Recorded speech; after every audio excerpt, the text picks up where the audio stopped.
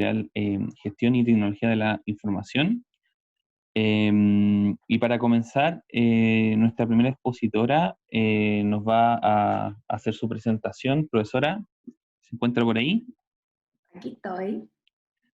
Excelente, profesora. ¿Cómo está? ¿Todo bien? Todo bien, muy Excelente. agradecida además de la invitación. Muchas gracias, profesora. El agradecimiento es mutuo. Tenemos entendido que tiene un PPT, ¿verdad?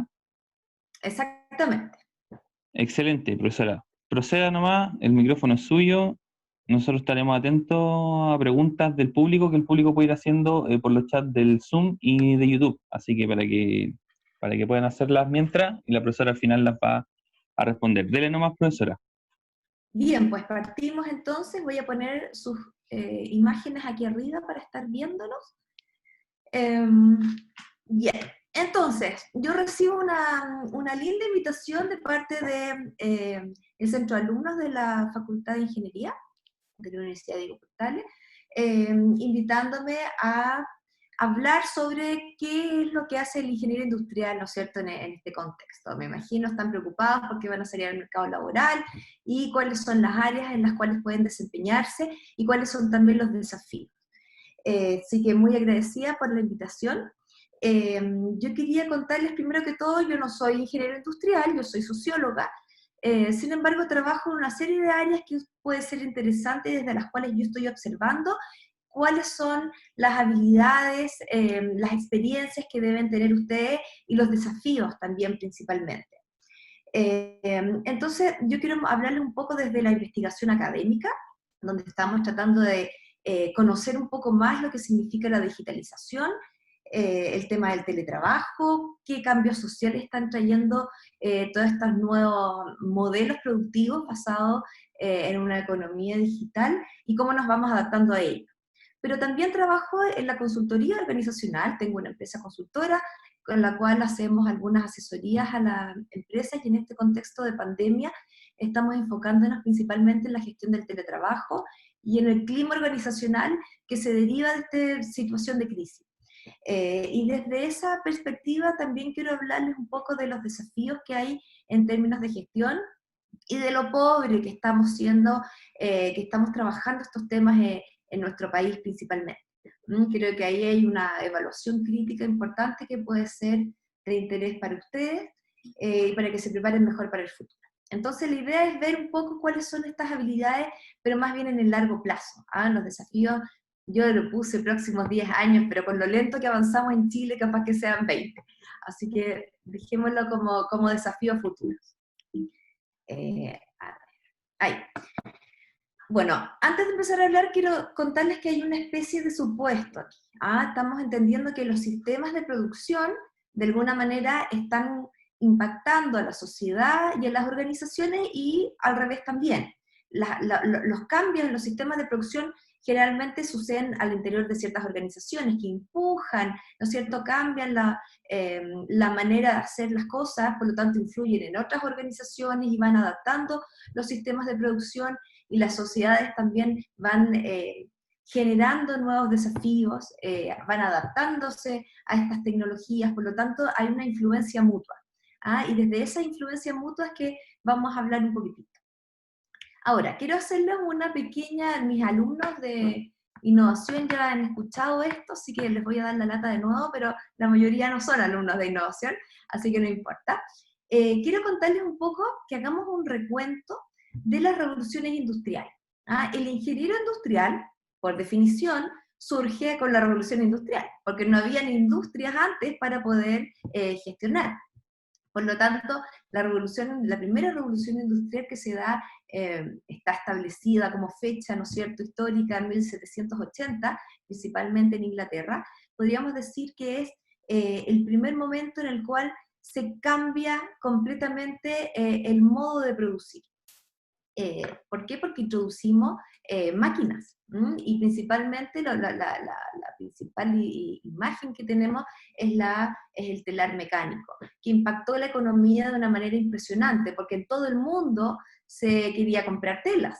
¿no es cierto? Incluso las colonias estaban dispuestas a comprar tela y ya existía la tecnología, ya existía el transporte para poder comercializar internacionalmente. Por lo tanto, el impacto que generó la primera revolución industrial fue impresionante, pero también tuvo consecuencias sociales muy importantes. Cuando nosotros hablamos de la clase obrera, o cuando hablamos de, por ejemplo, liberalismo versus comunismo, eso es todo surgimiento de una nueva manera de organizarnos socialmente a partir de los efectos que tiene la primera revolución industrial. Y me quiero destacarlo porque quiero que después entendamos los efectos que está teniendo el sistema de producción actual. Bueno, luego se habla de la segunda revolución industrial en Estados Unidos, eh, fines del siglo XIX, principios del siglo XX, y principalmente que hablamos de la producción en serie y en masa a través de la cadena de montaje. Además, obviamente, otros mecanismos de transporte, de energía y telecomunicaciones que son súper importantes, pero la que nosotros tenemos en nuestra mente es la cadena de montaje. Y a partir de eso empiezan a surgir también las teorías de administración científica, cómo administramos a nuestro personal a partir de la cadena de montaje y principalmente centrados en el concepto del tiempo, ¿cierto? Mientras mejor ocupamos el tiempo, más producimos, por lo tanto somos más eficientes. Y eso viene a partir de la segunda revolución industrial. Luego, hablamos de la tercera. Esto es súper importante porque la tercera pasó un poco desapercibida y tiene que ver con las tecnologías de la comunicación y de la información, con el surgimiento de Internet, con toda esta noción de globalización, y si se dan cuenta esto es bastante antiguo, pero para nosotros no pareciera ser de tan larga data. Ahora, si se dan cuenta es transformar la antigua fábrica a partir de herramientas ya más digitalizadas de gestión. Y si nosotros pudiéramos pensar dónde estamos parados en Chile actualmente, probablemente diríamos que estamos parados en la tercera revolución industrial, pero con estilos de gestión asociados a la segunda revolución industrial, lo que hace que nosotros tengamos estilos de división del trabajo, de integración del trabajo en las empresas que son bastante antiguos y que no generan necesariamente mucha innovación. Pero los desafíos que se vienen ahora es la cuarta revolución industrial, que si ustedes se dan cuenta está transformando el modo en que producimos y de alguna manera nuestros países en América Latina están sumamente atrasados en este proceso de adaptación a una economía digital. Aquí estamos hablando de fusión del mundo físico, digital, biológico, Internet de las cosas, cómo vamos a empezar a descentralizar el almacenamiento de información, etc. Pero ahora lo que yo quiero es que veamos cuáles son los pilares de esta industria 4.0, que es la industria en la cual ustedes van a tener que desempeñarse. Recuerden que ustedes son como millennials, o yo creo que millennials más que centennials, son posibles trabajadores del mundo. Ustedes son la primera generación plenamente globalizada, a los cuales influye todo lo que pasa en el mundo. Por lo tanto, ustedes tienen que entender que el mundo es también su oportunidad de trabajo. Y como en América Latina estamos relativamente tarde, si queremos trabajar en otros espacios de mayor desarrollo, estos son los temas que se van a estar trabajando. Por lo tanto, tenemos temas de Big Data, y aquí la ingeniería industrial, el Data Science, ¿no es cierto? Y partiendo por los conceptos básicos de estadística, pasan a ser sumamente relevantes entre las herramientas que ustedes tienen que tener para poder desempeñarse. Temas de robótica. En Estados Unidos los niños en básica están trabajando con robots, están creando robots. Por lo tanto, tenemos que ponernos al día con ese tipo de capacidades. Hoy día ya se habla de robots sociales para distinguirlos de los robots que no tienen aspecto humano, y cómo estamos haciendo que estos robots sociales generen en nosotros empatía, conexión, sensaciones de sentimientos, para poder enganchar mejor. El Internet de las cosas está sumamente desarrollado también, el tema de la nube, cómo estamos gestionando esto ahora con el teletrabajo. Es un tema súper relevante porque nosotros estamos trabajando desde la casa, pero cómo mantenemos la información de la empresa coordinada y también protegida, ¿no es cierto? La ciberseguridad y el cloud computing pasan a ser temas muy relevantes hoy día para que podamos trabajar a distancia. La impresión 3D a veces la reducimos a que estamos imprimiendo juguetitos, pero en países desarrollados se están haciendo edificios y carreteras a través de la impresión 3D. Por lo tanto, son temas que tenemos que manejar. Yo siempre le digo a mis alumnos de innovación que si vamos a hacer un paro o una huelga o algo así en la universidad, hagámoslo pensando en que la universidad pueda darnos estas herramientas. Pidamos impresoras 3D. Eso ustedes tienen que partir desde primer semestre, elaborando una impresora 3D y generando imágenes en 3D para poder luego imprimirlas. Entonces, estas son habilidades sumamente relevantes que tenemos que quizás demandar un poco más para su desarrollo. El tema de la inteligencia artificial está avanzando de manera notable. Aquí tienen, me imagino que tienen profesores, hablaron ayer con Pablo Lemus, él es fantástico para explicar todo esto. Bueno, los temas de realidad aumentada, los niños también en colegios en Europa están aprendiendo sobre anatomía humana, sobre el universo a partir de la realidad aumentada. Por lo tanto, cómo la creamos, cómo generamos este tipo de software para trabajar mejor, para que se genere un mejor trabajo en equipo, para que la producción sea más eficiente. Todos estos son los desafíos con los que ustedes se deberían encontrar ahora. Entonces, como les conté, la primera revolución industrial trae una serie de consecuencias sociales. La reestructuración, la creación de las clases sociales mismas surge con la primera revolución industrial y surge también la misma disciplina de ustedes. Por lo tanto, ¿cuáles son las consecuencias de esta cuarta revolución industrial? Eso sí que lo estoy reduciendo a lo que puede ser relevante para ustedes. Lo primero, lo más importante, que son las organizaciones en las cuales ustedes van a trabajar. Las estructuras organizacionales con esto se deshacen, se rearman. Nosotros estamos acostumbrados a trabajar en burocracia. Y eso es muy profundo en la cultura. ¿Por qué? Porque en una burocracia nosotros estamos acostumbrados a que haya alguien en la cúspide de la pirámide generando órdenes, a las cuales nosotros creemos que debemos responder. Por lo tanto, nosotros estamos formando, y las clases en los colegios, si se dan cuenta, las mismas salas de clase en la universidad, tienen una estructura industrial donde uno está al lado de otro, un reloj que marca el tiempo y una persona que está diciendo lo que tienen que hacer. En los colegios todavía se castiga a las personas que llevan la contra, que piensan distinto. A veces tienen que pedir perdón los niños por ser irrespetuosos, por estar haciendo una pregunta desafiante. Bueno, eso se da en una estructura burocrática. Sin embargo, ahora los desafíos están asociados que las personas están vinculadas en red. Yo a veces le puedo mandar un WhatsApp al gerente de la empresa, incluso puedo no conocerlo y decirle, oye, pucha, las cosas no están funcionando muy bien en la empresa, ¿por qué no adaptamos un poco las estructuras de trabajo? ¿Está la cultura adaptada también para que cualquier individuo me haga una pregunta o me cuestione mi rol de autoridad? No hablemos de liderazgo porque probablemente no existe, pero sí de autoridad. Entonces pensemos en algunas organizaciones que se están estructurando en red, porque esto ya empezó, esto ya ni siquiera es novedad. La economía de la colaboración son muy buenos ejemplos que surgen precisamente con el acceso a teléfonos inteligentes, con la interconexión constante, pero si se dan cuenta, se basa en relaciones entre pares. Aquí no hay criterios de autoridad.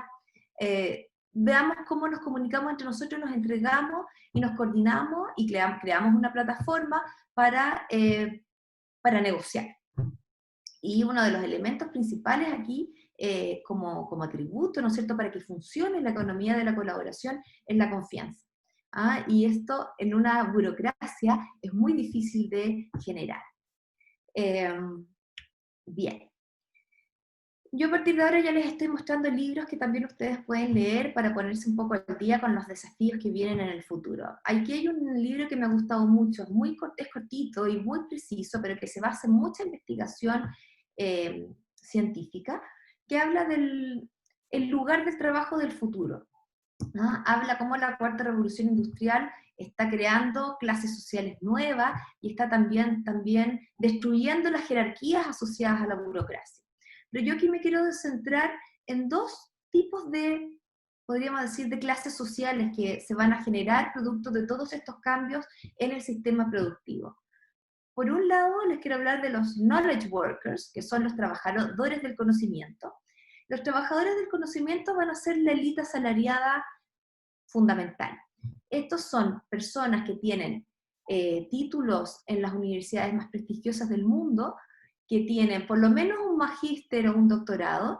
¿Por qué? Porque a través de esa formación es que nosotros aprendemos a generar conocimiento a partir de la investigación científica. La innovación de ahora en adelante solo se puede dar de la mano con el conocimiento profundo, específico y científico. La primera revolución industrial en este sentido fue muy diferente, porque ahí crear una máquina no era tan difícil, había que ser creativo, innovador, pero tú con muy poca plata tú podías pedirle un préstamo a tus familiares, juntar un pequeño pozo y crear una máquina de telar. Y de ahí forrarte, como diríamos en Chile, ¿no es cierto? Eso hoy día es imposible. Hoy día para poder innovar necesitamos mucho conocimiento, necesitamos también interacción entre disciplinas diferentes, porque ya ahora la innovación se va a dar precisamente en la interacción de esas disciplinas. Estos trabajadores del conocimiento también se caracterizan por trabajar con símbolos digitales, por lo tanto, dependiendo de dónde estén, si tienen un computador, sus herramientas digitales, conexión a internet, ellos pueden trabajar de cualquier parte. No hay que estar sentado en una oficina para poder desarrollar, para que un trabajador de conocimiento se desarrolle. Pero en la escala, la última parte de la escala, tenemos a los trabajadores pobres. Los trabajadores pobres se caracterizan por no tener habilidades tecnológicas. Por lo tanto, necesitan desarrollar actividades que van a seguir siendo demandadas, como limpieza, jardinería. Se habla mucho en este tipo de trabajadores, los delivery, la comida rápida, donde se trabaja principalmente por hora. Pero ese valor por hora, al parecer, va a tender a bajar mucho. Por lo tanto, estas personas van a tener que trabajar mucho tiempo, muchas horas al día, 10 horas, 12 horas al día, solo para poder llegar a fin de mes, solo para poder pagar lo básico para subsistir. Por lo tanto, aquí hay un desafío muy importante de cómo nuestros países fomentan la educación para que haya más trabajadores del conocimiento, y al mismo tiempo generamos políticas públicas de bienestar social para apoyar a nuestros trabajadores pobres. Y si se dan cuenta, en Chile no tenemos ni lo uno ni lo otro. La educación está absolutamente anclada en la segunda revolución industrial, atrasadísima. Los niños, incluso en colegios privados, ranqueados a nivel nacional, están preocupados de la caligrafía, si es que escriben en cursiva o si es que, y no los dejan escribir en imprenta, cuando ahora lo que tenemos que estar haciendo es generar videos, generar imágenes en 3D, pero bueno, ahí estamos, ahí está la educación nuestra. Y nuestro país tampoco se caracteriza por tener políticas sociales de protección a nuestros ciudadanos. Por lo tanto, el panorama en Chile yo lo veo un poco, me da un poco de miedo, digamos, cómo puede avanzar esto en el futuro. Ahora, pensemos un poco en los desafíos de automatización. Ustedes saben que uno de los principales miedos que existe es que los robots nos van a venir a quitar el trabajo. Bueno, efectivamente hay muchas tareas que se van a automatizar, que ya se están automatizando, y eso va efectivamente a destruir empleo. Pero también se habla de que se van a crear muchos nuevos empleos. Por lo tanto, lo que tenemos que hacer es estar lo suficientemente capacitados para que la automatización nos resuelva algunas tareas y nosotros podamos dedicarnos a eso que es propio de nuestra disciplina.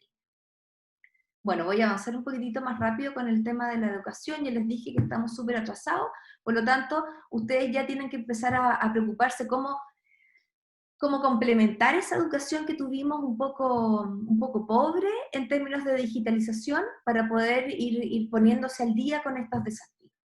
Si ustedes ven, aquí tengo una definición de transformación digital, que dice que es el proceso en el cual las organizaciones responden a cambios ocurridos en el entorno utilizando tecnología digital para alterar sus procesos de creación de valor. Ahora, los procesos de digitalización son muy difíciles de llevar a cabo. En general, fracasan. Uno de los temas que tenemos que tener en consideración cuando hablamos de transformación digital es cómo recapacitamos, cómo le damos nuevas habilidades, skills, a nuestros trabajadores, además de una serie de otros aspectos propios de la sociedad. Pero cuando nosotros estudiamos las transformaciones digitales, vemos que la tecnología y la capacitación no son los puntos más difíciles, sino principalmente la cultura de las empresas. Y aquí entonces, todos estos temas que tienen que ver con palabras que hay aquí, que ya tienen que ver más con habilidades blandas, como motivar, como inspirar, como facilitar, son aspectos propiamente humanos que ustedes van a tener que aprender a desarrollar también de manera específica. Aquí yo les voy a dejar un mapa. ¿Cómo estamos con la hora, con el tiempo? ¿Me estoy pasando? Profesora, todo bien, adelante nomás, no se preocupe, Sigo entonces. yo le pego un aviso. Ya. Hay un estudio muy interesante, ustedes ven aquí desde MIT, donde hablan de la madurez de la tecnologización o de la digitalización de las empresas. Hablan de empresas que están tempranamente digitalizadas, unas que están en desarrollo, que es un proceso de digitalización medio, y las maduras. Y vemos cómo cambian, ¿no es cierto?, sus opiniones respecto de aspectos como barreras, en este caso significa como barreras culturales al cambio, estrategia, la relevancia de la estrategia de cultura, desarrollo del talento y de liderazgo. Y si se dan cuenta, en la medida que vamos aumentando en madurez digital, hay mucho más propensión, por ejemplo, a que los líderes sean tremendamente sofisticados tecnológicamente. Ellos han desarrollado habilidades digitales no solamente fomentado, porque es súper fácil decir, oye, ya, pues ocupemos aquí las nuevas software, pero que lo ocupe el resto y yo no. La idea es que ellos vayan mostrando con su ejemplo. El tema de la cultura, por ejemplo, cuando son pobremente digitalizados, hay muy poca cultura de la colaboración, hay muy poca cultura de la innovación. Sin embargo, en la medida que avanzamos en madurez tecnológica, la colaboración, que significa la capacidad y la estructura organizacional que nos permite trabajar en equipo, está muchísimo más desarrollada. Y la innovación que debe surgir de todos los colaboradores en una organización también es fomentada. En una burocracia, como lo vimos les hablé anteriormente, la innovación generalmente se castiga. Se castiga porque implica hacer las cosas de una manera diferente, y eso implica más trabajo, y en una burocracia queremos hacer las cosas siempre de la misma manera. Entonces, ¿cuáles serían las habilidades requeridas en una economía digital? Y esto aquí yo creo que es súper lindo esta definición, que habla de una combinación entre ser digital, o sea, muy tecnológico, y también muy humano. Independientemente de lo avanzada que esté la robótica, por ejemplo, ser humano es algo que ellos no pueden ser. Por lo tanto, lo que estamos viendo es que en este nuevo modelo productivo tenemos que tener habilidades tecnológicas básicas, y ahí tenemos que ponernos al día. Por ejemplo, inteligencia artificial, big data, la generación de algoritmos, la robótica son temas que tenemos que ponernos al día. Pero aquí lo que les está enseñando en la universidad ahora y de dónde ustedes tienen que basarse. Habilidades tecnológicas que a lo mejor, no sé, ustedes sabrán si son actuales o no, pero sí la universidad les está dando muchas habilidades científicas.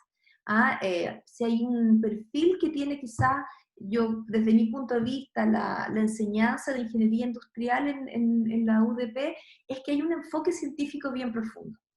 Y esto sí es importante. Por ejemplo, cuando hablamos de innovación o de startups, hay una metodología que se llama Lean Startup. El Lean Startup se basa en el método científico. Es lo mismo, es generar, pero en pruebas y errores más cortitos y más baratos. Probemos algo, elaboremos algo, probémoslo, veamos nuestras estadísticas, lo adaptamos. Y ahí vamos generando, ¿no es cierto?, un producto que se va mejorando en la medida que vamos haciendo estas pruebas. Pero estas pruebas se basan en el método científico. Por lo tanto, las habilidades científicas, la capacidad de investigación, de aprender a aprender, de saber dónde buscar información, todo eso son habilidades sumamente relevantes que probablemente para ustedes son una fortaleza. Pero también tenemos que hablar sobre habilidades blandas. Se hacen también muchos esfuerzos en la escuela, y en la facultad para generarlas, pero probablemente que ustedes también tienen que poner más de su parte.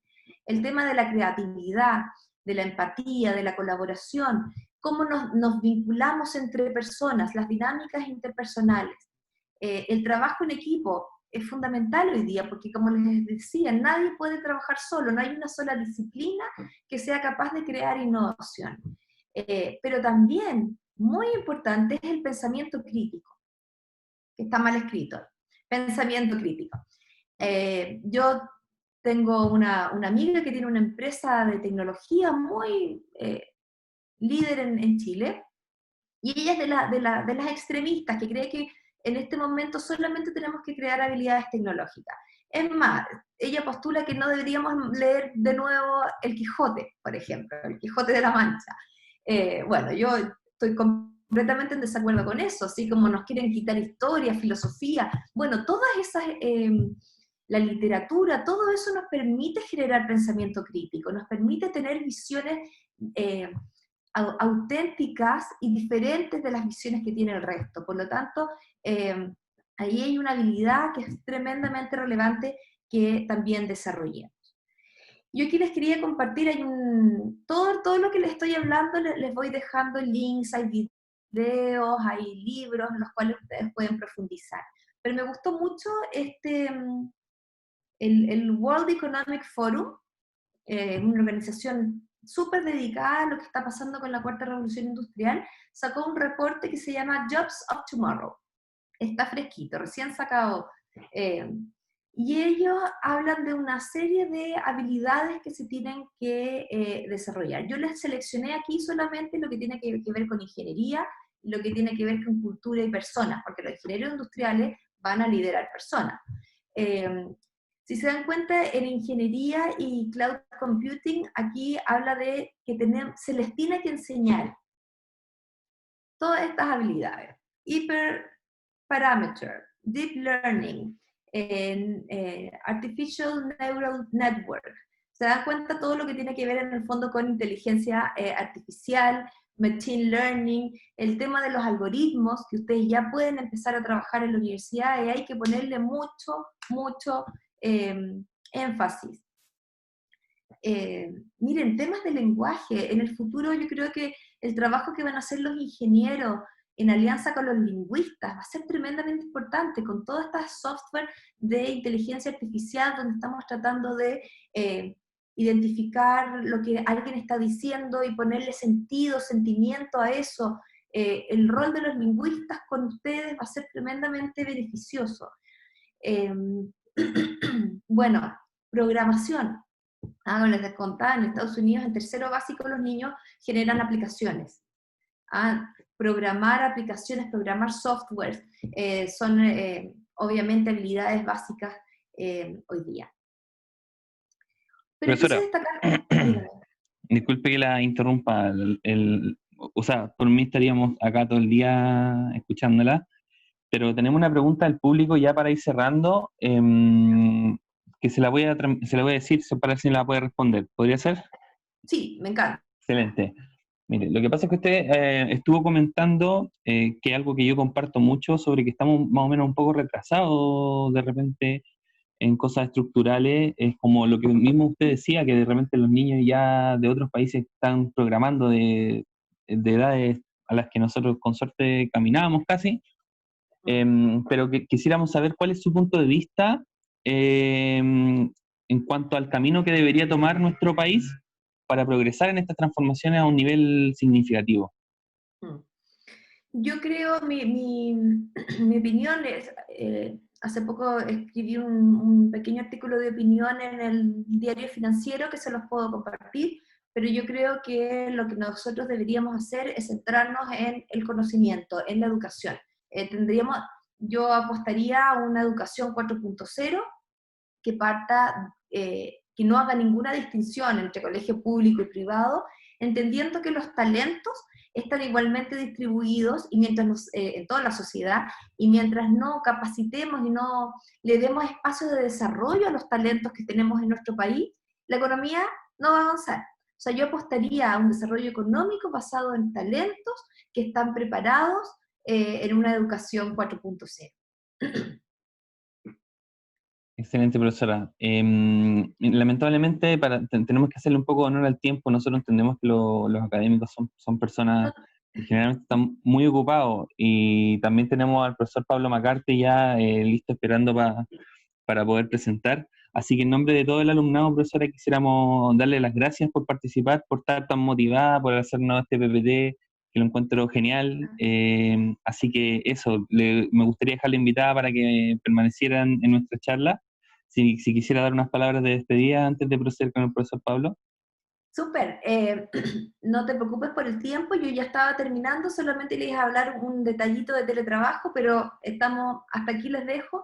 Ojalá que ustedes puedan compartir el PPT para que puedan los demás alumnos que han estado participando puedan hacer link a a las distintas referencias que les dejo.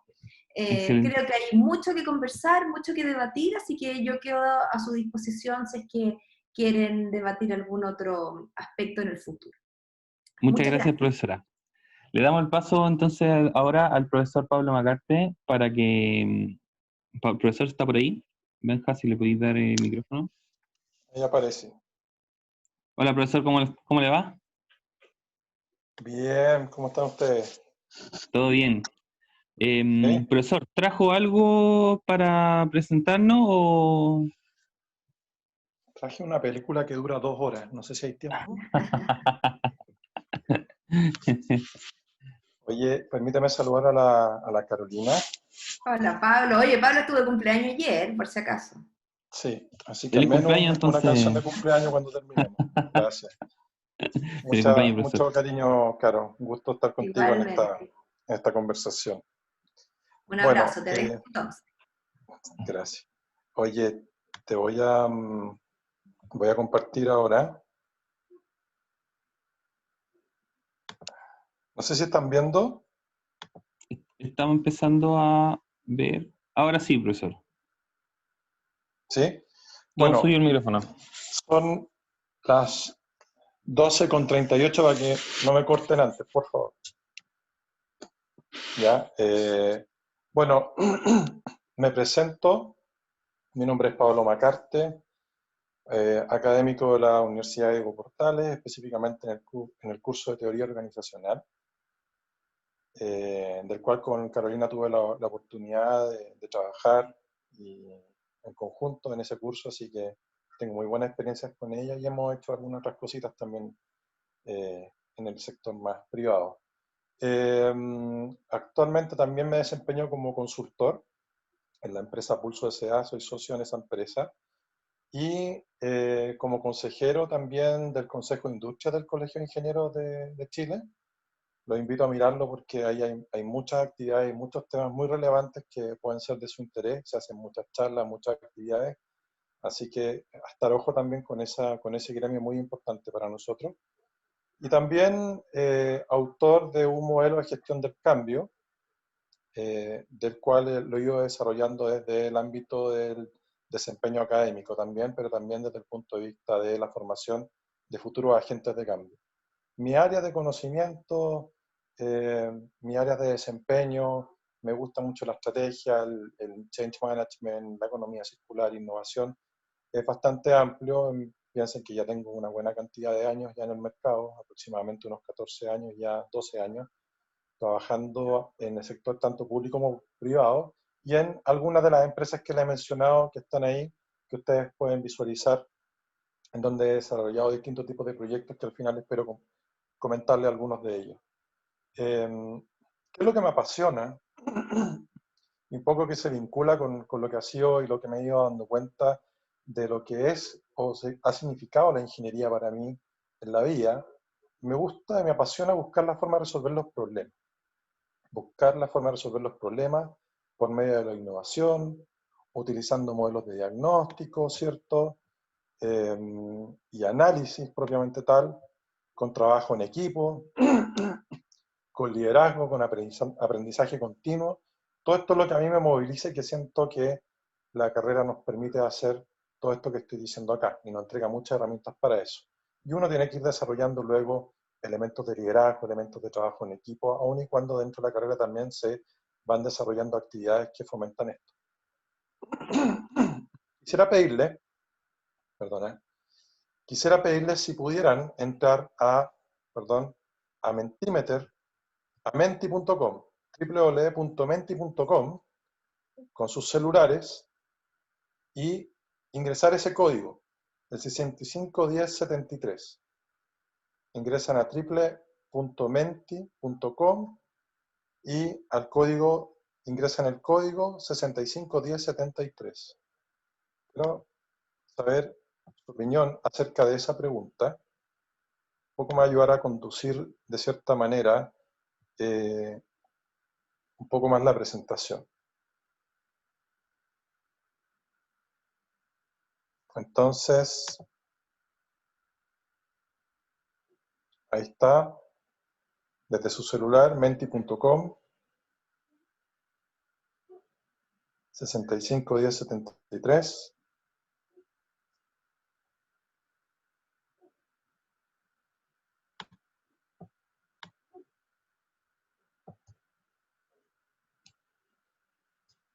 Ahí se va viendo qué es lo que están pensando ustedes. Oportunidades, energía, incertidumbre, tecnológico, intrigación, desafiante, emoción, libertad, full tecnología, incierto, hay mucha incertidumbre, hay mucha incertidumbre. El tamaño de la frase, el tamaño de la frase va indicando la cantidad de respuestas, ¿cierto? Hay mucha incertidumbre. Vamos con 18 respuestas. Full tecnología, prometedor, innovación, incierto, energía, oportunidades, distinto, libertad. Ok, ya. Digital, fracaso, distinto, wow. Súper, gracias. Ya con 30 tenemos una buena cantidad. Vamos a la siguiente. Vamos a la siguiente.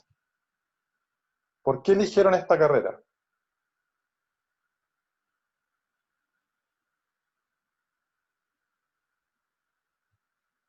¿Por qué eligieron esta carrera?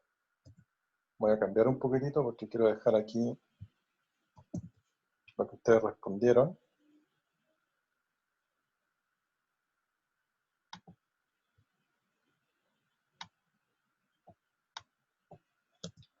¿Por qué eligieron esta carrera? Dinero. Habilidades matemáticas, amplio campo laboral, herramientas. Mi único talento. Adaptación al nuevo mundo, herramientas. Profesor, Sorpresa. solo como una pequeña acotación, que usted está leyendo las palabras, pero no se están viendo en Sí, la pantalla, por si sí, acaso. la voy a llevar ahora al print Perfecto. inmediatamente. Herramientas, dinero, habilidades. Ya, superamos las 32, lo vamos a dejar ahí. Gracias. Entonces, nos vamos acá. Ok. Bueno, ahí sí lo están viendo, ¿no? ¿Sí? Sí, profe. Bueno, estas son las frases. Esto fue lo que salió desde el punto de vista que piensa o sienten del futuro. Incertidumbre, oportunidades, desafiante, incierto, energía, tecnología, distinto, libertad, entusiasmo. Bueno, efectivamente hoy y hace un tiempo atrás estamos con alto nivel de incertidumbre, alta volatilidad, están ocurriendo muchas cosas y vamos a ir viendo en la presentación mucho de lo que está ocurriendo en ese sentido. Y desde el punto de vista, ¿por qué eligieron esta carrera?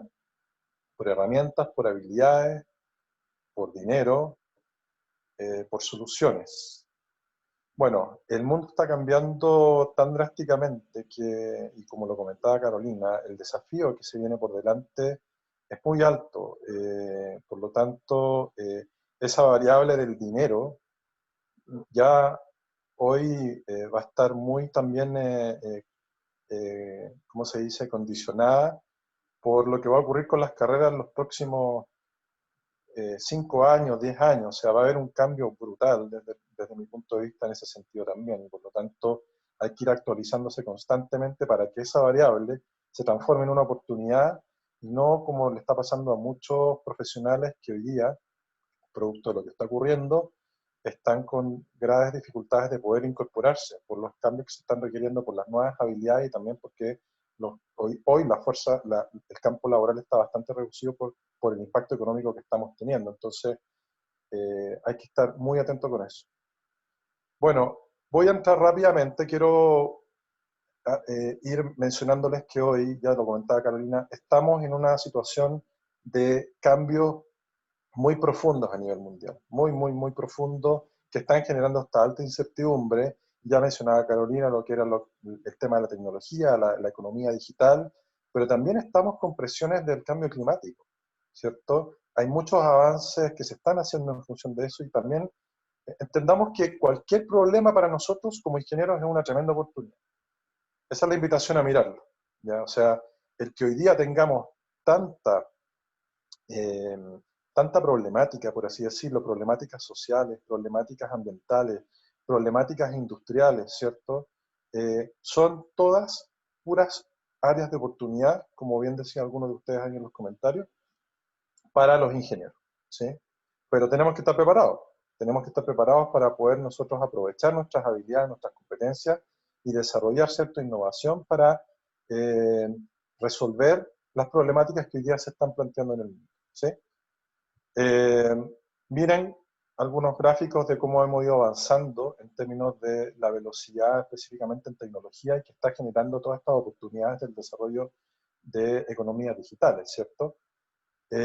Por otro lado, son casos de empresas reales que producto de los cambios que surgen no saben adaptarse y que han perecido en su intento. Son empresas que en su momento fueron grandes corporaciones y que hoy día no quedan rastros de estas empresas. Por lo tanto, el cambio en sí hoy está mucho más fuerte y mucho más y puede afectar mucho más a las empresas que hace 5 años atrás. Y eso va a seguir avanzando de esa manera. Piensen hoy día que con la pandemia hay grandes corporaciones, como el caso de LATAM, como otras, que están prácticamente muy cercanos a lo que puede ser una posible quiebra. Sus operaciones están absolutamente cerradas y por lo tanto la capacidad de reacción de las organizaciones hoy es extremadamente clave para poder, y la capacidad de adaptarse, no solamente la capacidad de reacción, sino que también la capacidad de adaptarse en forma constante para poder seguir desarrollando los servicios que prestan y seguir evolucionando. Imagínense, antes la velocidad del cambio en términos de la generación de organizaciones. Carolina hablaba de las startups. Aquí estamos hablando de empresas unicornios que se están generando en forma increíblemente exponencial. Estamos en crecimiento exponencial de este tipo de organizaciones que surgen al alero, digamos, del desarrollo de los avances de la tecnología y de la digitalización. Piensen que las empresas hace 20 años, ¿cierto? O sea, las empresas tradicionales que uno conoce, las Ford, ¿cierto? Estas empresas grandes, americanas, y que han estado por muchas decenas de años liderando los mercados, hoy día se están viendo fuertemente amenazadas por empresas que en 5 años logran capitalizaciones bursátiles de $1.000 millones en 5 años, mientras que esas empresas que eran tradicionales para nosotros se demoraban 20 años. Por lo tanto, hoy todas estas empresas que están surgiendo están generando amenazas a la industria actual, pero también están generando muchas oportunidades, no solamente para ellos mismos, sino que para todos nosotros que podemos acceder a un montón de mejores beneficios, ¿cierto? En términos de servicio y que están haciendo de que los mercados sean mucho más competitivos, de que hayan muchas mejores soluciones, mucha amplitud en las soluciones también. Entonces, genera también esos beneficios. Se genera también el desarrollo del emprendimiento. Entonces, hoy, cuando hablamos del entorno, nosotros veníamos de esas revoluciones industriales que comentaba Carolina, la primera y segunda revolución industrial, en donde las estrategias eran bastante claras. O sea, uno definía la estrategia y decía, bueno, yo voy a hacer auto, y voy a hacer auto de una sola línea y de un solo color. Así estábamos nosotros en la época de esta revolución industrial, en donde las estrategias eran bastante estables, podían durar décadas esas estrategias y no había ningún problema para esa empresa. Lo que pasa es que hoy las posibilidades son muy inciertas desde el punto de vista del diseño de la estrategia de las organizaciones. Y eso a nosotros como profesionales nos genera también muchas oportunidades, pero también muchos desafíos. Nos obliga a nosotros a ampliar nuestras áreas de conocimiento. No piensen ustedes que por recibirse como ingenieros industriales ya van a tener la vida resuelta. Uno está en constante preparación y necesariamente va a requerir que nosotros como ingenieros podamos adquirir nuevas competencias y nuevas habilidades, no solamente desde lo digital, sino que también desde otras áreas del conocimiento. La filosofía, la salud, las leyes. Yo en el Colegio de Ingenieros he visto profesionales que han dedicado también tiempo a otras áreas del conocimiento y eso a uno como profesional le entrega muchas nuevas herramientas para poder desempeñarse en el mundo que se viene. Acá tenemos, por ejemplo, cómo ha ido creciendo, ¿cierto? En negrito, cómo ha ido creciendo ¿cómo se llama? El ingreso bruto, ¿cierto? El PBI de las naciones mundial, pero eso ha traído consigo también que estamos comiendo el planeta, ¿cierto? Nos estamos comiendo los recursos fósiles, nos estamos comiendo los recursos naturales, o sea, en la medida que ha ido creciendo el mundo en términos económicos, también ha ido creciendo el consumo de todos nuestros recursos naturales. Y eso también es una tremenda desafío desde el punto de vista de el uso de recursos no renovables y cómo nosotros podemos mejorar, ¿cierto?, nuestra economía siendo también cuidadosos con el medio ambiente. Un estudio mundial sobre perspectivas de los CEO arrojó que el 93% concuerda que la sustentabilidad es un factor importante en el éxito futuro de las empresas. Y la sustentabilidad no tiene que ver solamente con el medio ambiente, sino que también tiene que ver con conceptos de la sociedad, lo económico, pero también lo medioambiental. O sea, es un triángulo de tres elementos que condicionan, ¿cierto?, un desarrollo sustentable, mucho más allá solamente de la utilidad y mucho más allá solamente del cuidado del medio ambiente, sino que también el cuidado de la sociedad y el cuidado de las personas. De eso estamos hablando cuando hablamos de la sustentabilidad. Y por lo tanto, frente a todo este escenario, surgen un montón de nuevos paradigmas, ¿ya?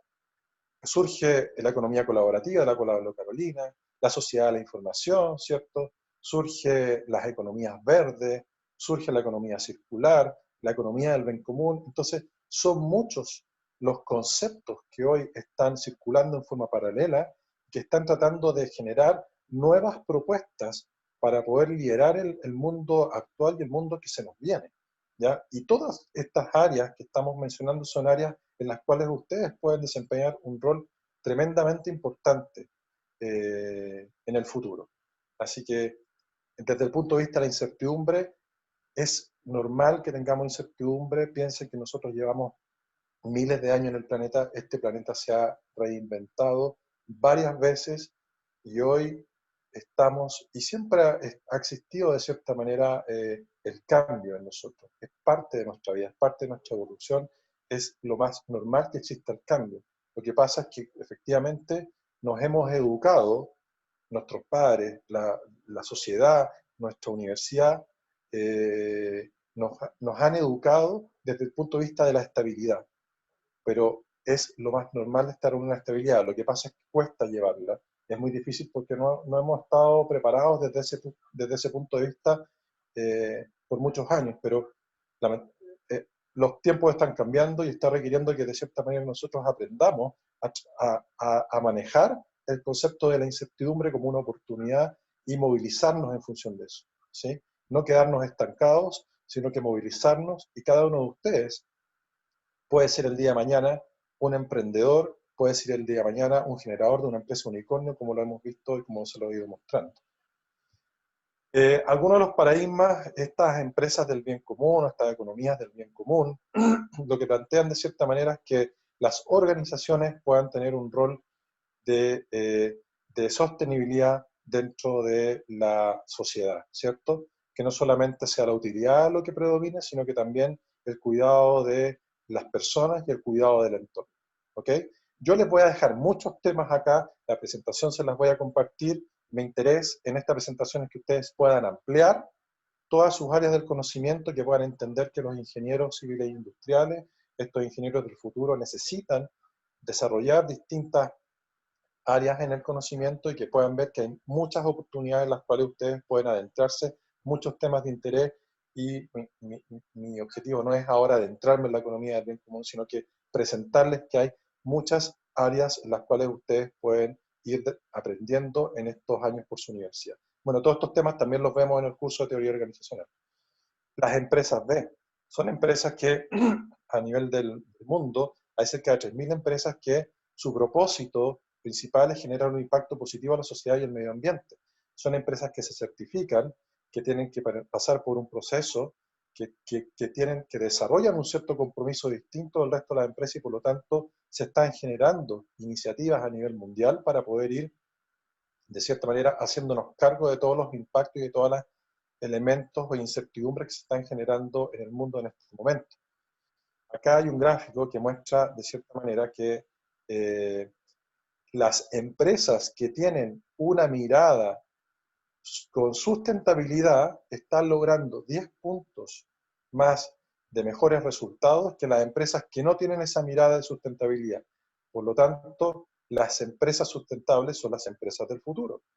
Todas esas organizaciones hoy en día están mirando sus organizaciones más allá de sus propias utilidades, de la propia conveniencia para los accionistas, y los accionistas están entendiendo que ya no basta solamente con lograr que el precio de la acción suba, sino que ese precio de la acción suba está vinculado con muchas otras variables que ya les mencionaba, con el desarrollo sostenible de las empresas. La economía colaborativa. Piensen ustedes que esta economía colaborativa de la cual hablaba Carolina, es una economía que puede llegar a generar, o que está generando, más de 30.000 millones de dólares a nivel mundial. Es una economía que vino para quedarse, es una economía que es una economía abierta, es una economía que invita a que cualquiera de nosotros podamos desarrollar soluciones, como lo ha hecho Cabify, como lo ha hecho Airbnb, como lo ha hecho Uber, como lo ha hecho un montón de organizaciones que aparecen acá, y que en realidad cuando uno se empieza a meter, empieza a ver que la economía colaborativa está muy muy en fase de crecimiento, ¿cierto? Sobre todo que tenemos 4.000 millones de usuarios de Internet, por lo tanto es un mercado infinito desde el punto de vista de las oportunidades que se pueden generar, ¿cierto? La economía circular es otra área del desarrollo en donde ustedes pueden participar también, ¿sí? ¿Y qué es lo que consigue esta economía circular? Lo que estamos buscando es que no dejemos de lado la economía lineal, la economía en donde se generan los productos, después los productos van de cierta manera a la usabilidad, después la gente recicla en sus casas y después se va a relleno, ¿cierto? Esa es la economía lineal, por así decirlo, pero la economía circular lo que busca, por ejemplo, para hacer una mirada muy simple, es que imagínense ustedes que hay un centro industrial en donde dentro de ese centro industrial todas las empresas que están ahí empiezan a compartir lo que son residuos de uno, pasan a ser subproductos de otro, pasan a ser materias primas de otro. Y eso ocurre. En Europa hay sectores industriales que se organizan de esa manera, y por lo tanto se genera este concepto de economía circular, ¿ya? Es mucho más que eso, pero como les digo, les estoy dejando muchos temas acá para que ustedes luego puedan ir interiorizándose por motivación propia en cada uno de ellos. Imagínense que si nosotros, si la población mundial llegase a alcanzar 9.600 millones de personas en el 2050, se necesitaría el equivalente de casi 3 planetas para proporcionar los recursos naturales precisos para mantener el estilo de vida actual. O sea, eso es imposible, es inviable. O sea, los gráficos que yo les mostraba de cómo nosotros estamos consumiendo los recursos naturales a la velocidad del crecimiento económico son insostenibles y por lo tanto requiere de una nueva mirada. La cuarta revolución industrial, Carolina ya habló sobre la cuarta revolución industrial, habló sobre la digitalización 4.0, ¿cierto?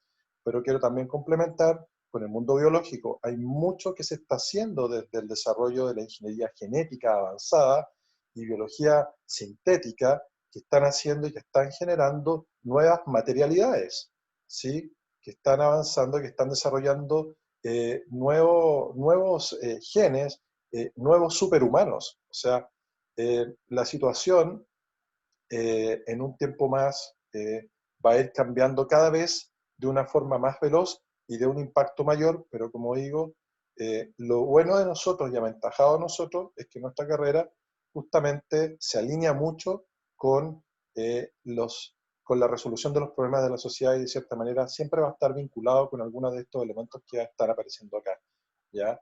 Desde lo digital, desde lo biológico, desde lo físico, ¿sí? Eh, pero la universidad a ustedes les va a dar un primer paso.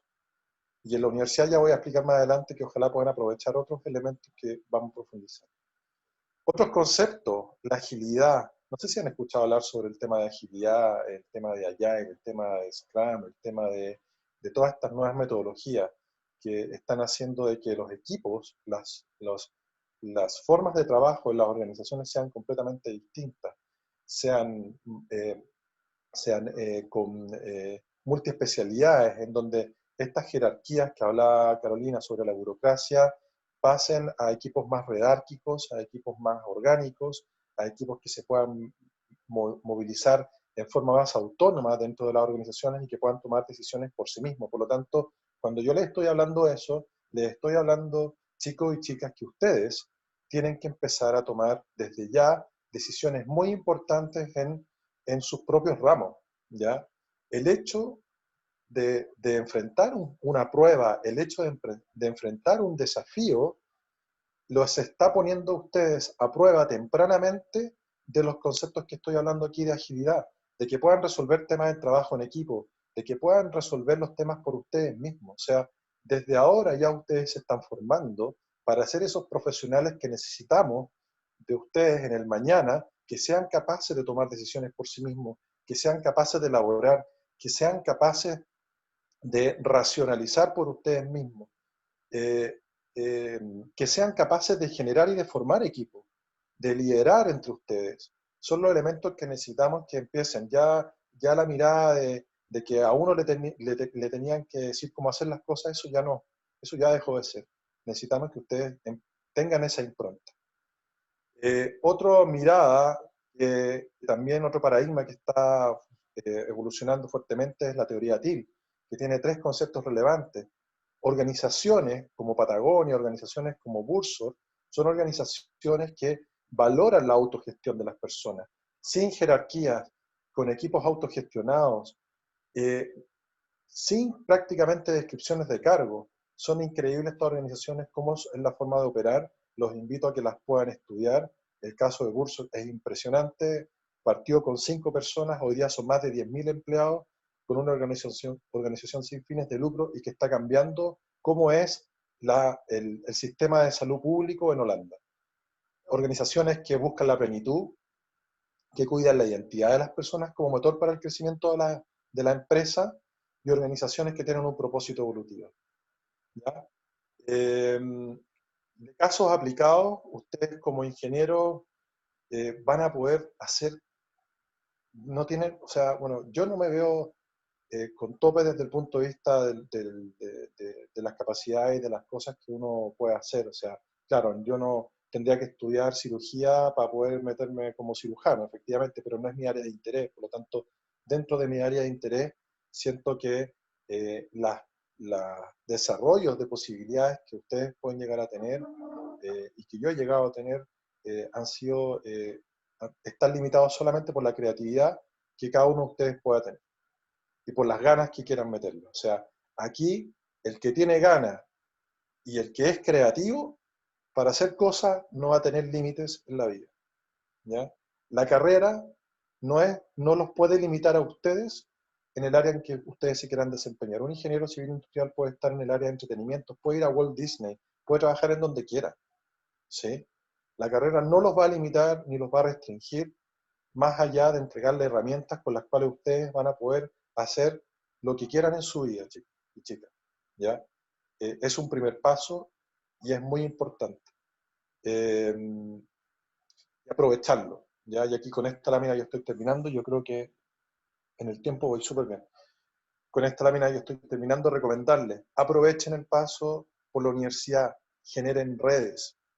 Yo en mi curso trato de generar redes, me gusta generar redes en el curso, y más allá de su grupo de amigos, yo entiendo que ustedes van a empezar a armar grupos de amigos, quizás ya algunos vienen con algunas personas que entraron en conjunto, pero aprovechen de generar redes dentro de la universidad, más allá de su grupo de amigos. Eh, Tienen la posibilidad de conocer mucha gente, conózcanla, vean cuáles son sus intereses, porque con eso ustedes pueden formar, cuando salgan de la universidad van a salir con un capital tremendo. El capital humano hoy es clave para poder desarrollar y para poder desarrollar áreas de oportunidad para ustedes. Cuando salgan de acá, uno no sabe.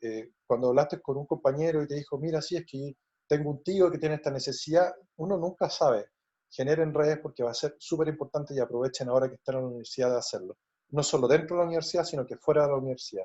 Participen de actividades como alumnos de la Diego Portales de universidad, de actividades fuera de la universidad. Atrévanse a equivocarse. Su paso por la universidad es aprender. Y para aprender es necesario equivocarse, ¿ya? No tengan temor a equivocarse, no tengan temor a preguntar, sean curiosos, pregunten, sáquenle el jugo a sus profesores. Para eso están ahí, los profesores no están ahí solamente para pasar materia, están ahí para conversar con ustedes, para guiarlos, para resolver sus dudas. Respondan las preguntas por ustedes mismos, no copien, no copien, no les hace bien. Sacarse un 5 porque copiaron no les va a hacer bien en la vida. Entiendan eso, por favor. Sean francos con ustedes. Eso les va a llevar a ustedes a poder enfrentarse a cualquier desafío. Si ustedes van a pasar la carrera copiando, van a llegar a su primer trabajo y los van a hacer bolsa. ¿Ah? Sean responsables con eso. Aprovechen de crecer ahora, porque cuando salgan al mundo laboral, la situación es de extremada dificultad, ¿sí? Van a tener que valérsela a usted mismo, así que aprovechen ahora de aprender a hacerlo. Equivóquense, innoven, atrévanse, no copien. Desarrollar habilidades profesionales y personales, trabajo en equipo, pensamiento crítico, autoaprendizaje, gestión del conocimiento en múltiples áreas, comunicación efectiva. Todas estas cosas pueden aprovechar de avanzar en esta carrera y en esta profesión que han elegido. Bueno, espero haberlos dejado con algún tema de interés. Muchas gracias por haberme invitado y estoy atento a cualquier pregunta y consulta. Sí, precisamente, profesor, tenemos una pregunta que nos llegó. Un alumno dice, ¿cuáles son los principales desafíos que trae consigo la gestión del cambio? Eso sí pudiera contestarla. A ver, los principales desafíos que trae consigo la gestión del cambio. A ver, voy a hacer desde dónde yo voy a responder eso, ¿ya? Quizás no es desde donde él lo está preguntando, pero desde donde yo voy a responder. Voy a hacer dos apreciaciones. Uno desde la gestión del cambio organizacional, o sea, cuando, por ejemplo, nosotros tenemos una organización, ¿ya?, que necesita cambiar ¿cierto? Para que no le pase lo que le pasó a Kodak, lo que le pasó a Atari, para que no le pase lo que hoy día le está pasando, digamos, a LAN, etcétera. Cuando una organización necesita cambiar, uno de los principales desafíos que tiene que enfrentar es que efectivamente se tiene que dar cuenta que necesita cambiar. Mira qué simple lo que te estoy diciendo, pero si no partimos de ahí, de que no se dan cuenta de que el cambio lo tienen que realizar, y eso estoy hablando principalmente de la alta dirección, que son los que impulsan, digamos, la necesidad, independiente de que inclusive te puedo decir que a veces los colaboradores, la gente que trabaja más abajo, los mandos medios pueden estar mucho más conscientes de la necesidad de cambiar, pero si no logramos que la alta dirección entienda la necesidad de cambiar y la urgencia de cambiar, ¿cierto? Y que invierta en eso, es muy difícil que no lo haga. Yo tengo una lámina que es clave para eso, que no la tengo acá, pero que hace la diferencia entre lo que ha hecho Walmart en estos últimos 10 años en términos de inversión versus lo que hizo Sears. Sears es una empresa ¿cómo se llama?, de retail de las más grandes que había en Estados Unidos, que quebró hace como 2 años atrás, que estuvo más de 180 años en el mercado y quebró. Y esa empresa estuvo 10 años con caídas de sus ventas, con caídas de sus resultados de negocio, hasta de pasar positivo, de ganar, no sé, por decir algo, 100 millones de dólares, a perder 100 millones de dólares en 10 años. Entonces uno puede decir, bueno, ¿por qué no cambió esa organización? ¿O dónde falló el proceso de cambio? Entonces, los desafíos para la gestión del cambio, volviendo a lo que mencionaba su pregunta, uno es que la organización tiene que entender que necesita cambiar. Y cambiar no significa cambiar una sola vez, es un proceso continuo, es un proceso de revisión constante, es estar en una alarma constante de cómo nosotros vamos evolucionando. Y después, el segundo proceso al cual uno se enfrenta, yo diría, relevante, son las personas y la cultura. Porque nos vamos a encontrar con distintas generaciones en las organizaciones. Hoy día ya hay como 3 o 4 generaciones distintas, con movilidad distinta, con capacidades distintas, y que dificulta que este proceso de cambio sea mucho más rápido, sea mucho más tecnológico o mucho más sostenible, por las costumbres que nosotros tenemos, por los hábitos que nosotros tenemos, y eso va engendrando también en las organizaciones, en conjunto con los fundadores de las organizaciones y sus estructuras, va generando una cierta cultura. Así que yo hablaría como esos los principales desafíos. Excelente, profesor. Quisiera consultarle, hay un alumno que quiere hacer una pregunta hablada, no le incomoda, ¿verdad? No, por supuesto, mientras no me mande a freír monos, ningún problema. Felipe Moyo me parece que es. Si puede abrir tu micrófono, tienes la Sí, palabra. yo quería saber, por ejemplo, en el caso de cuando hablaba de cambios, por ejemplo, vamos al hecho de, por ejemplo, no sé, el cambio del papel a digitalización para modelos de no contaminar en ese sentido. ¿Cómo lo hacemos para al mismo tiempo tratar de que ese cambio no afecte también al mismo tiempo en escala medioambiental, por ejemplo, de electrodomésticos? Por ejemplo, si yo cambio el papel a digitalización, también tendría el problema de un sobre, ¿cómo puedo decirlo? Como una mayor cantidad de computadores o cosas que tuvieran que ver con sistemas tecnológicos que influenciaría también una contaminación a largo plazo. Ya, mira, voy a una aclaraciones. El mundo de lo digital no necesariamente va acompañado de más equipos, ¿sí? Porque de cierta manera hoy mucho de lo digital se está haciendo en la nube, ¿se entiende, no? Entonces, muchas de las transacciones inclusive que se están haciendo en la nube, por lo tanto, eso puede permitir una menor uso de herramientas tecnológicas, como por ejemplo servidores de computadores, ¿sí? Eso evita servicios de almacenamiento en la nube, evita que las empresas tengan que estar invirtiendo en más equipos para guardar la información que ellos administran, ¿sí? Ya, entonces, para de cierta manera indicar que en la medida que aumente lo digital, no necesariamente eso implica que va a aumentar el mayor equipamiento electrónico asociado a eso, ¿sí? De hecho, lo que está haciendo es que se están generando cada vez instrumentos mucho más eficientes y que consumen menos recursos y que consumen menos espacio, que son más livianos y que van adquiriendo mayor capacidad de procesamiento. Entonces, todo inverso, ¿ya? Desde el punto de vista del papel y que de eso pueda generar de cierta manera más computador y todo eso, ahí uno puede decir, lo puede vincular con la economía circular también. O sea, en la medida que tú entiendas, y ahí les hablo sobre la ley REP, la ley extendida del productor. Hoy en Chile existe una ley que se está empezando a implementar poco a poco, que va a obligar a las empresas, como por ejemplo Mac o Apple, ¿cierto?, que genera su computador, va a obligar a las empresas a que se hagan cargo de los residuos. ¿Qué significa que se hagan cargo de los residuos? Que esa empresa tiene que preocuparse de que ese computador o esa botella de vidrio o ese refrigerador o ese celular llegue a o un relleno que esté autorizado o que se pueda ir reciclando en las distintas etapas por las que va participando, ¿ya? Por lo tanto, tenemos dos paradigmas ahí que nos están ayudando a ir cuidando lo que tú estás diciendo, Felipe, en relación a la economía circular por un lado y por el otro lado la digitalización, que es lo que está haciendo, más que estar generando más equipos, está disponibilizando, digamos, interfaces digitales en la nube, en Internet, ¿cierto?, que hacen que evitemos justamente seguir adquiriendo, digamos, equipamientos, ese tipo de cosas. Es mucho más que eso la digitalización, pero respondiendo a eso tu pregunta.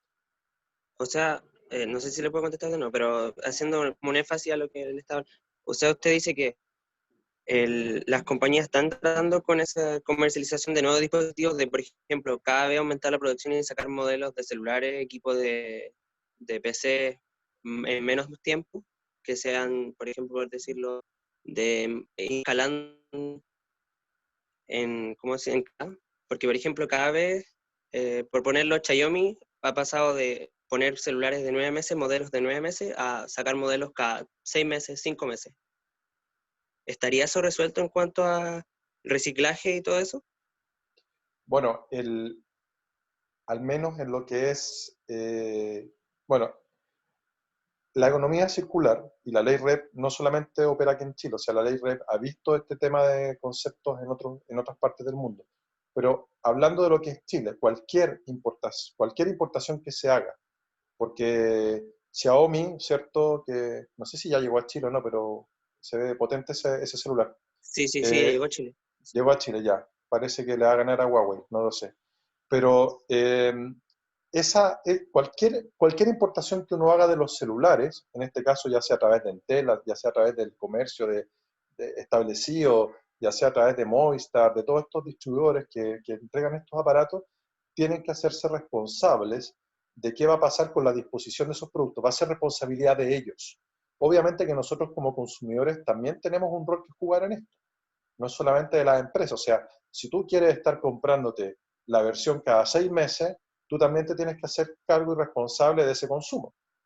Bien, entonces, pero por el lado de las empresas y por el lado de la ley REP, lo que va a buscar efectivamente es que ese celular ojalá se pueda reutilizar, ojalá se pueda sacar sus partes y piezas y puedan encadenarse nuevamente en otras o en la misma industria o en otras industrias que puedan requerir de las partes y piezas de ese celular. ¿Sí? Excelente. Profesor, ya estamos medio cortos con la hora. Tenemos al profe Julio esperando. Vale.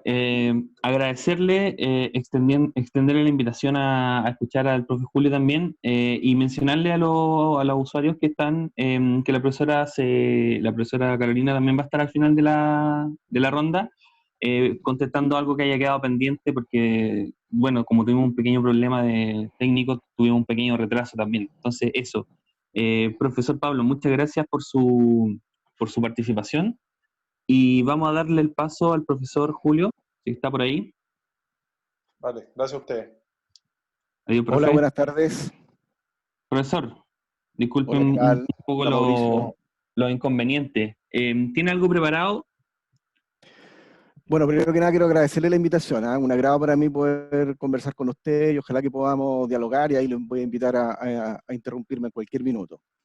Mira, Ya, hice una muy breve presentación enfocada en responder las preguntas que me hacían, básicamente en mi experiencia, y en ese contexto me gustaría que si eso nos puede servir como para abrir la conversación ideal. Así que yo les puedo compartir acá una excelente. presentación.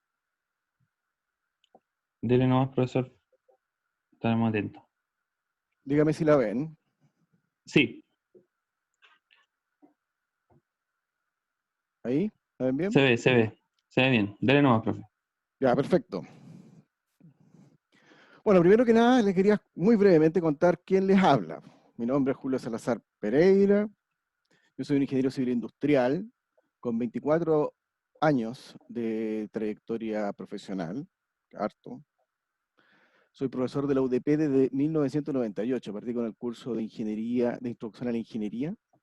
También fui ayudante desde el 95, o sea, harto años trabajando con la universidad. Actualmente soy profesor de cátedra de gestión estratégica desde el año 2002. A nivel profesional tengo experiencia en 3 industrias. En la industria financiera, trabajé en una empresa de leasing, filial de un banco.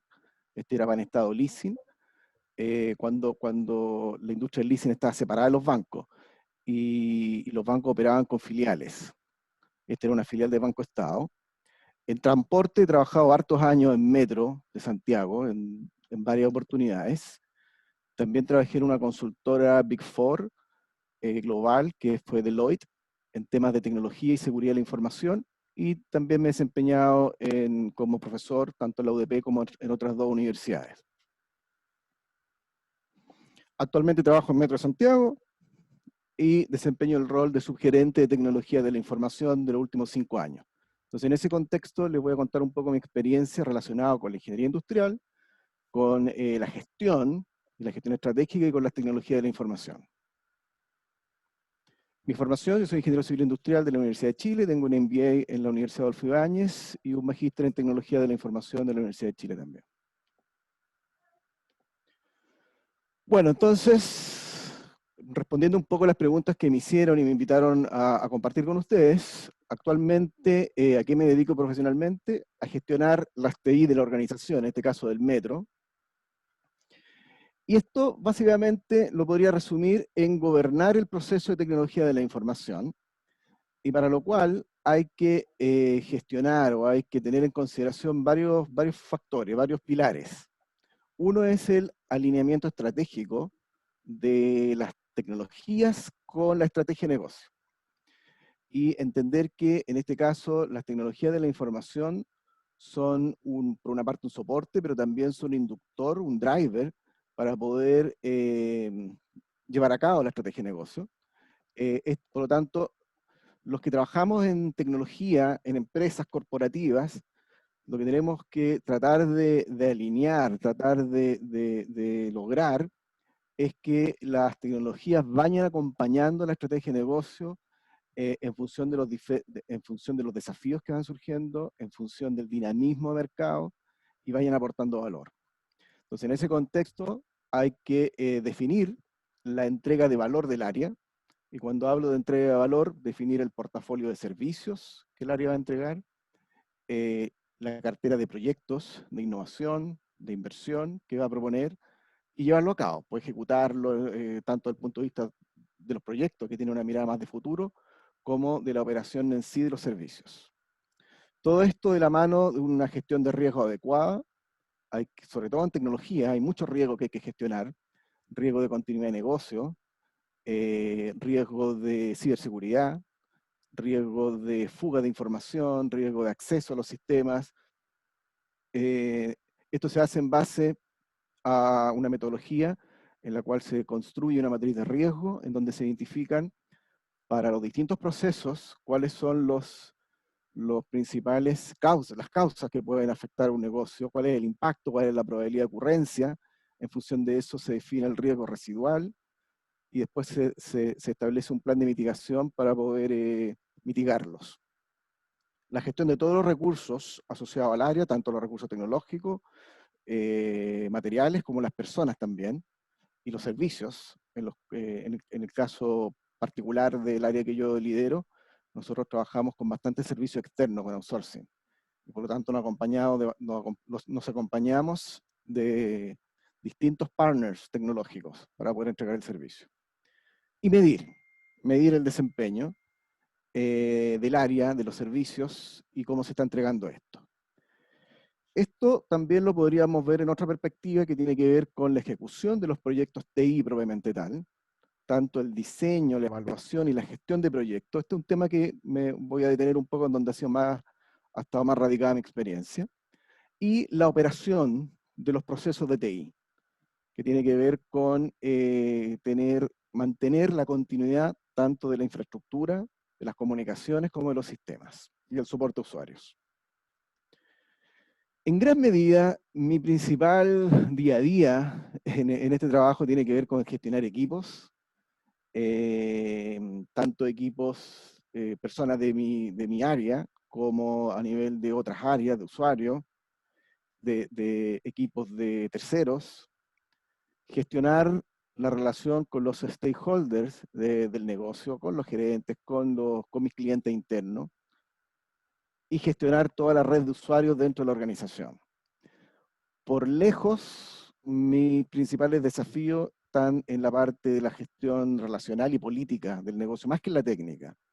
Porque en la técnica siempre hay especialistas en los distintos rubros, podemos contratar servicios, pero mis mayores desafíos han estado en poder gestionar, alinear los intereses, los recursos, las restricciones presupuestarias, con los intereses de los distintos actores dentro de la organización, y por lo tanto el tema política interna es un tema muy clave, digamos, y que me demanda mucha gestión en el rol que tengo a cargo de las tecnologías. ¿Cuáles son los principales procesos dentro de lo que me toca a mí gestionar en TI? Por una parte, gestionar la infraestructura tecnológica.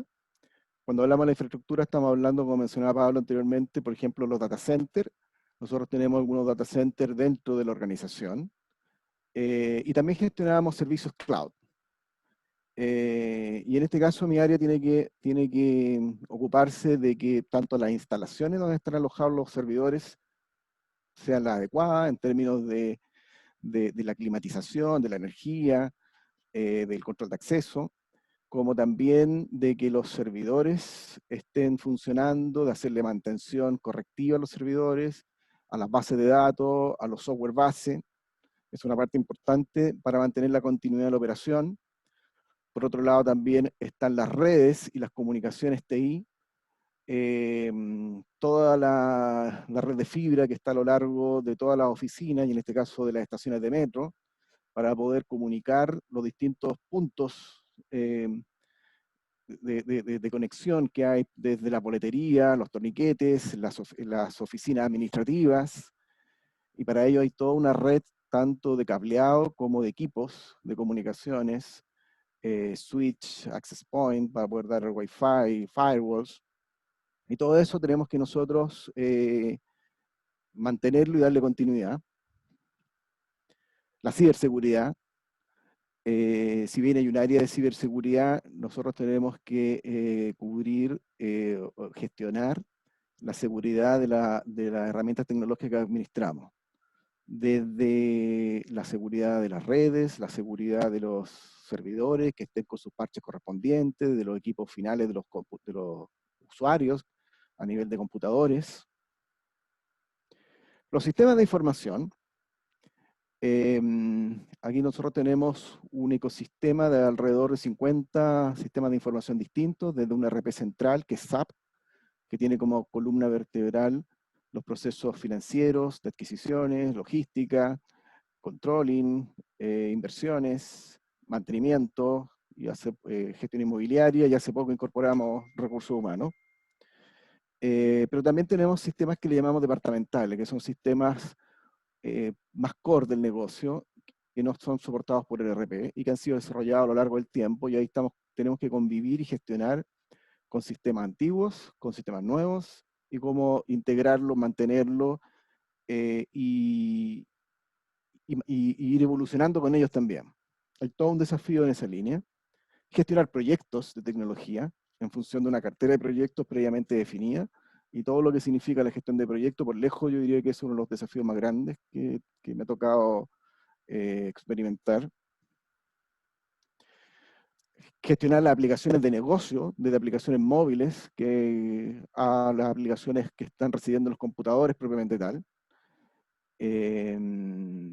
Desde aplicaciones propias de la operación. Por ejemplo, nosotros tenemos una aplicación en que va alertando de los distintos incidentes operacionales que hay en la línea, y eso le va entregando mensajes push a los ejecutivos, o la gente que trabaja en la operación, para poder informarse rápidamente de algún incidente. Y también aplicaciones, por ejemplo, de gestión de personas, asociado a consultas desde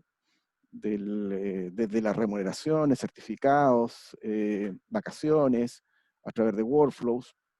Entonces, todo ese conjunto de aplicaciones hay que mantenerlo y dar servicio a usuarios, tanto a nivel de los procesos de mesa de ayuda, de los distintos niveles, como soporte especializado, por tipo de sistema, y entrenar a los usuarios. Todo eso de alguna forma muestra los procesos principales que están relacionados con la gestión de las TI en la empresa en la cual trabajo. Y en ese contexto me ha tocado participar en empresas públicas y en empresas privadas, siempre en empresas, no en entidades públicas. En el caso de Banestado Leasing, que era si bien una sociedad anónima, los dueños eran Banco del Estado, que es una empresa del Estado. En el caso de Metro, que también es una sociedad anónima, pero que sus dueños son dos entidades del Estado, que es Hacienda y Corfo. Y en el caso de una consultora que es Deloitte, que es del sector privado, que tiene un amplio portafolio de servicios, desde consultoría, auditoría, en todas casi desde todas las consultorías que se pueden imaginar. En ese contexto, la principal diferencia que yo he notado en estas empresas en las cuales me ha tocado trabajar, y que yo llamo un tema de énfasis, tiene que ver con que en el sector público hay un fuerte énfasis en cumplir el rol social que ellos se definen. Por el lado del Banco Estado, en poder ayudar, financiar a sectores que de alguna forma no están bien cubiertos por la banca privada. En el caso del metro, todo lo que significa el poder mover la ciudad, digamos, y ser la columna vertebral del transporte público en la ciudad. Hay un fuerte énfasis también en la continuidad y la calidad del servicio, y sobre todo en la continuidad del servicio. Es muy grave, por ejemplo, cuando se cae el servicio. Vean lo que pasó hace poco con la página del banco, lo que puede pasar cuando el metro tiene algún problema y no puede entregar su servicio. Tienen que lidiar con una alta exposición pública, mucho más alta en general que las empresas privadas que me ha tocado trabajar o que he visto, y siempre gestionar con un buen uso de los recursos y financiamiento, que siempre en el sector público es un tremendo desafío. Por ejemplo, hay muchas personas que no saben, pero en general los metros en todas partes del mundo son servicios o empresas que son estatales, que reciben subsidios para operar. Son muy pocos metros en el mundo los que logran financiar su operación, y es un desafío tremendo el poder financiarse. Y eso radica en una lógica que estos servicios generan externalidades positivas, y por lo tanto que para las comunidades, la sociedad, es mucho mejor que transporte la mayor cantidad de gente a un precio razonable que sea mirado como una rentabilidad privada. Por el lado de las empresas privadas, que en este caso, el ejemplo que les daba de consultoría, hay un énfasis principal en la rentabilidad del negocio, obviamente. Hay socios privados que que como bottom line, digamos, cuando miran los resultados financieros, están mirando siempre la rentabilidad del negocio, con un fuerte énfasis en cuidar o hacer crecer la imagen y reputación corporativa que puede dañar irremediablemente la marca, y eso puede significar también un problema comercial grande. Hay algunos casos emblemáticos de pérdida de reputación corporativa por empresas de consultora, como el caso de Arthur Andersen, por ejemplo, con el caso Enron cerca del año 2000, que significó finalmente el término de la consultora, que significó que se tuvo que cerrar la consultora. Relacionamiento con cliente, que es muy fuerte, el tema de construir redes, el tema de la función comercial. Prácticamente todos en la empresa tienen algún rol de relacionamiento con los clientes. Y la calidad del servicio o la entrega del servicio propiamente tal. Entonces, ahí mi experiencia ha sido que, sí, yo diría que como en este caso todas son empresas, la gran diferencia entre empresas públicas y privadas que a mí me ha tocado ver ha sido en el énfasis y en las prioridades.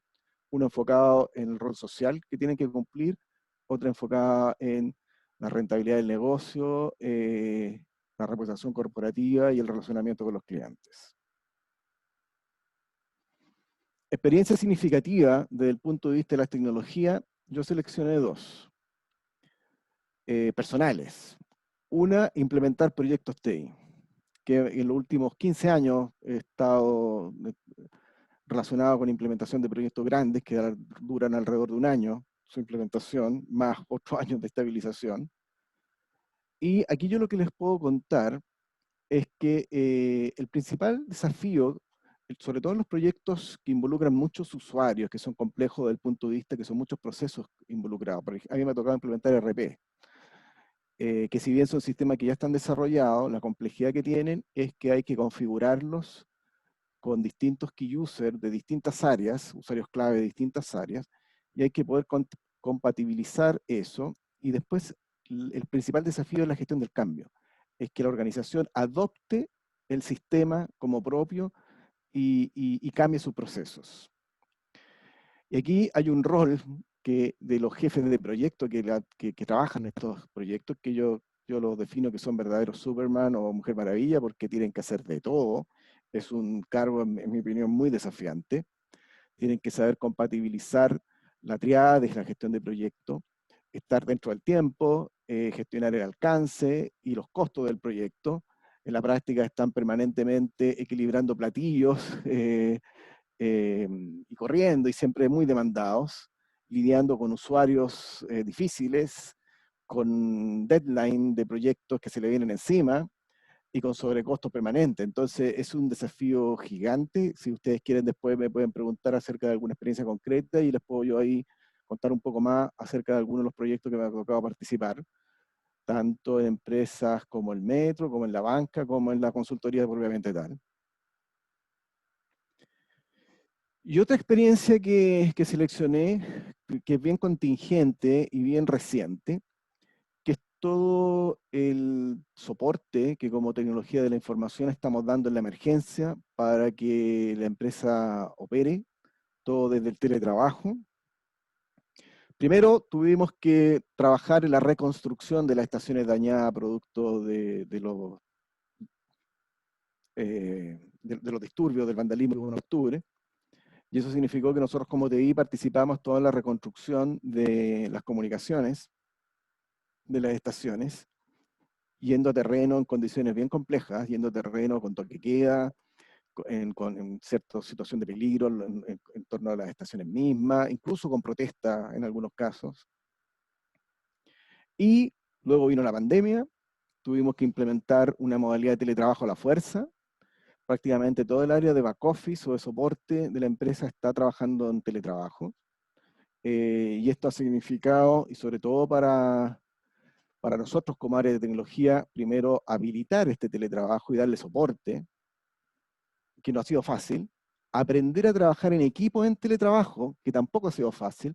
Aquí nuevamente hay un desafío gigante para todas las empresas, porque en mi opinión el teletrabajo llegó para quedarse. después de, yo tengo la convicción de que pasada la pandemia, van a haber, las empresas van a tener una proporción de teletrabajo mucho más alta de en el caso de las que ya la tenían, y en el caso de las que no, yo creo que van a definir una parte de su forma de trabajo con teletrabajo, pero ahí hay cambios organizacionales que hay que adoptar que no son fáciles. En mi experiencia personal he tenido jornadas muy extensas, con pocos break, reunión una tras otra en cada momento, con muchos canales de comunicación abiertos, con requerimientos fuera horario. Entonces hay un desafío gigante para las empresas para poder adaptarse a esta nueva modalidad de trabajo. El ser capaz de poder mantener la continuidad de los procesos de tecnología, los que yo les mostré, desde la infraestructura, las comunicaciones y los sistemas de información. Justo coincidió que nosotros a principio de año estábamos saliendo en vivo, en producción, con un nuevo sistema de gestión de personas, un módulo nuevo del ERP SAP, y prácticamente todo, buena parte de la estabilización del sistema. La estabilización del sistema se le llama los primeros meses o el primer año, que es bien complejo.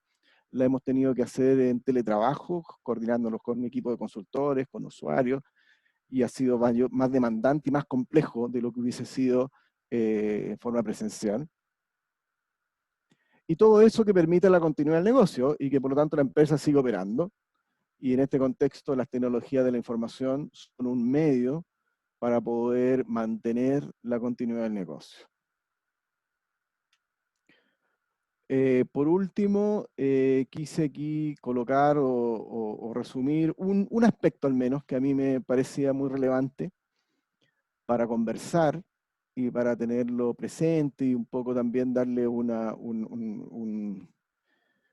aspecto motivacional que tiene que ver con que en el nuevo contexto, que ya entiendo los otros dos profesores también lo tocaron, de la industria 4.0, en la cual estamos hoy día viviendo, con cambios brutales, muy importantes, muy rápidos, desde todos los temas de inteligencia artificial, big data, robotización, comunicación en todo lugar, que está cambiando radicalmente incluso la forma de trabajo. Es muy probable que en los próximos 10 años se van a destruir muchos trabajos actuales y van a ser reemplazados por otros, y ahí hay que tener la capacidad de adaptarse rápidamente, de alguna forma tener la visión para poder identificar cuáles van a ser los desafíos, las necesidades, las demandas de trabajo. Si a esto le sumamos el efecto pandemia, puede que también entre otro factor a desordenar un poco este futuro mercado laboral.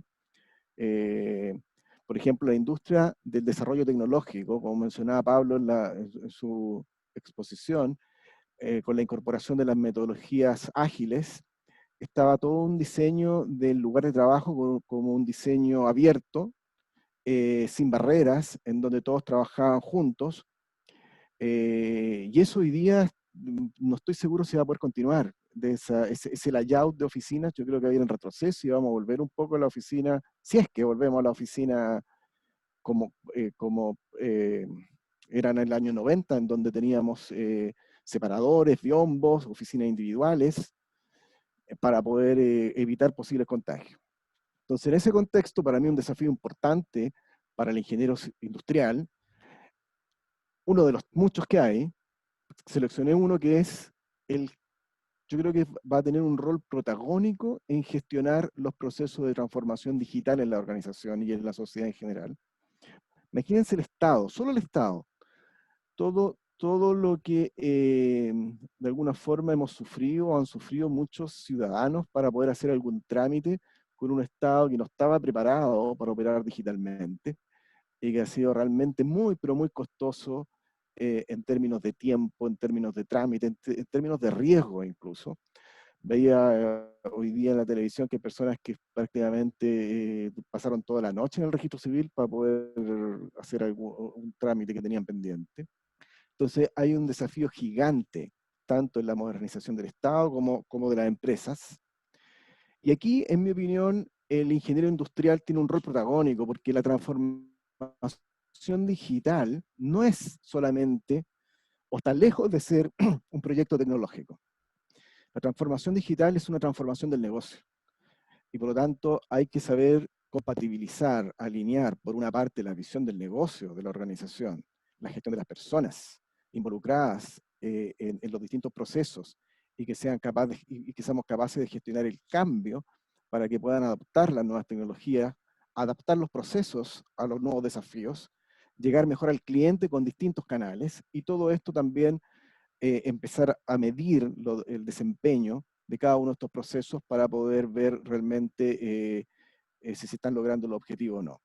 Entonces, en ese contexto, a mí me parece que el ingeniero industrial y ustedes como futuros ingenieros tienen un desafío gigante, yo creo que tienen las competencias para poder abordar esto dentro de equipos de trabajo de una manera global, holística, para poder compatibilizar las distintas dimensiones que involucra el gestionar los procesos de transformación digital. Eso es lo que yo les tenía preparado como para exponerles. No sé si fue muy rápido, muy lento, no lo sé. Me dejo abierto para que podamos seguir preguntas, dudas, o quieren indagar en algún proyecto en particular, en alguna experiencia en particular. Todo bien de momento, profesor. Recordarle a la gente que está en el chat, ya sea por Facebook o por Zoom, que pueda hacerle la pregunta al profesor para generar conversación si es necesario. De momento, profesor, no hemos tenido preguntas, no nos han llegado preguntas en este momento. Así que Hay una mano levantada en el chat. démosela, Disculpa que- démosela, sí, de parte de démosela, Cristóbal démosela. Andrés. Tengo entendido que... Adelante, Cristóbal. Hola, profe. Hola, hola. Si bien, bueno, igual es algo como un poco más generalizado porque igual los tres profesores que han presentado han focalizado mucho en cuanto a lo que es la transformación digital y en cuanto a lo que el desarrollo tecnológico, obviamente. Pero a mí lo que me genera ruido es que si bien estamos evolucionando como sociedad a un mundo más, digamos, tecnológico, no se piensa también, quizá, o sea, un punto de vista personal, pero igual lo veo como algo que igual se pierde un poco la humanidad, entre comillas, por decirlo así. Por decir, no sé, pues, por ejemplo, como pues, me refiero, como se vive hoy día, en cuanto a lo que es como, o sea, por necesidades de seguridad, de salud, hemos tenido que, de cierta forma, comunicarnos de forma online y perder, digamos, lo que es el contacto de persona a persona. Y si bien, como dijo usted, esto viene para quedarse, no se verá afectado eso en cuanto a lo que es el ser humano en sí. Yo lo veo así. Igual, no sé, pues se ha tratado muchas, no sé, se me viene a la mente la película Wall-E, no sé si la ha visto. ¿Cuál no recuerdo?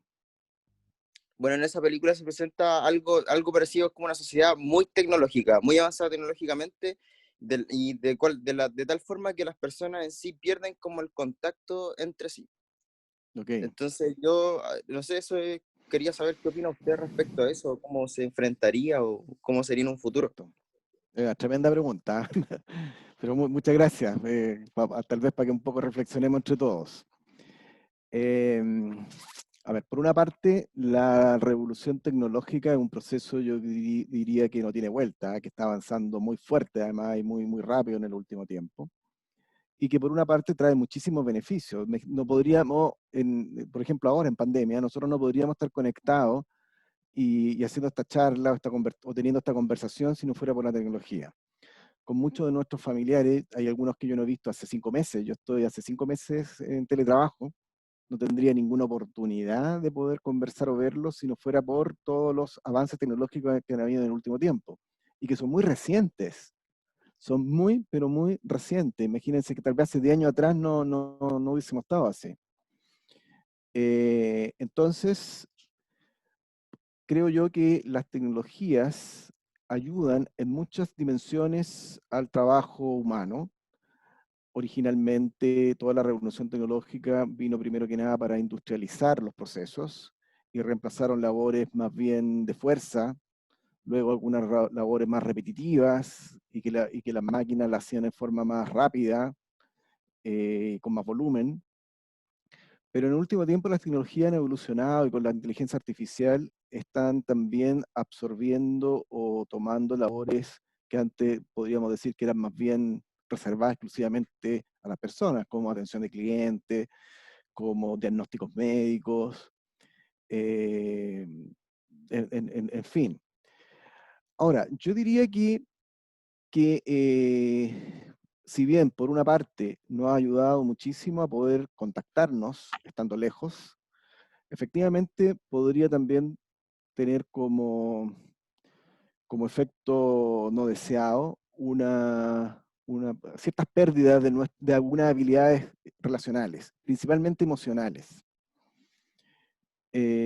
Nosotros aprendemos a relacionarnos, y valga la redundancia, practicándola en el colegio, por ejemplo. En base a prueba y error, jugando con nuestros amigos, peleando, aprendiendo a negociar con otros, a poder leer las emociones de otros, y en función de esas emociones poder interactuar, poder darnos cuenta cuando alguien está triste y necesita apoyo y darle apoyo, poder compartir alguna emoción alegre, y podría ocurrir que efectivamente parte de eso un poco yo no sé si se pierda, pero sí que no se desarrolle tan bien, digamos, en algunas personas que tal vez no tienen una menor interrelación. Ahora, lo que yo creo es que para mí las tecnologías son complementarias.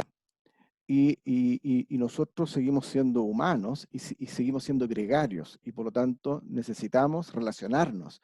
Y nosotros somos felices cuando estamos con nuestros seres queridos, cuando compartimos. Entonces, uno debería tal vez ver las tecnologías para que nos apoyen en aquellas labores que las máquinas lo hacen mejor, para poder nosotros tener más tiempo, para poder disfrutar haciendo las cosas que nos gustan, y las cosas que nos gustan habitualmente están relacionadas con interactuar con otros.